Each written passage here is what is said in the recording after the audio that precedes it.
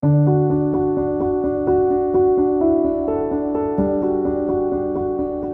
8 years ago, in my first superintendency, had a lot of family crisis going on. Had lost my stepfather, recent move, other issues going on, and that pressure just kind of compounds. And in my role, it can tend to be a very lonely role, and there's not a lot of people you can share with. And there was a fear, a personal fear, right, a personal bias or stigma that I held. That men just don't ask for help.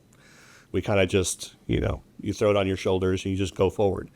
But it reached a point where I was just increasingly frustrated, shared it with my spouse, my wife, who said, maybe you should go talk to somebody. And then I really became aware, excuse me, of the perception issues of seeking assistance for mental health.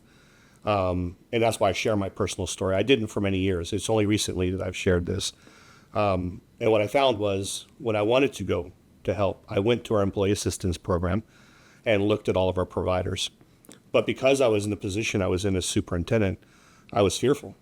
I was concerned that one of them could be a parent, one of them could be somebody who has children in our system as a guardian, and that while they have an ethical and moral obligation to maintain confidentiality, you just don't know.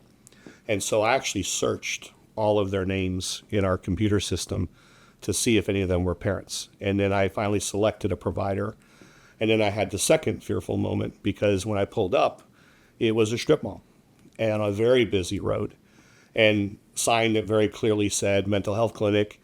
And you go to walk up, and I was fearful at that time to even enter the building, to be seen, right? And people are driving by at 55 miles an hour. Chances are they don't see anything or wouldn't have noticed. But it made me realize that if I had that level of concern and I felt that isolated, that I really should do more because I'm not alone in this.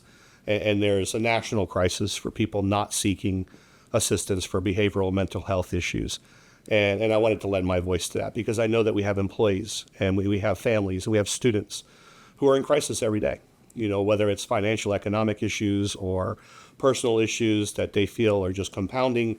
And I want them to feel safe and I want them to feel valued and have an opportunity to seek that help. EAP stands for Employee Assistance Program. Most people mistakenly believe it's just for mental health or behavioral health. It really isn't. It serves for family counseling. There's other opportunities there for financial assistance and financial counseling, medical advocacy, those types of things. There's a litany of opportunities under EAP that all of our employees have access to. What we have found, though, is, again, most people make assumptions for what it is. So based off feedback we received recently we have a collaborative council across the county with mental health practitioners and behavioral health practitioners. And I asked a question about EAP, and their recommendation was retrain your senior administrators and our tier 2 managers, because they're the ones coming in direct contact with our employees.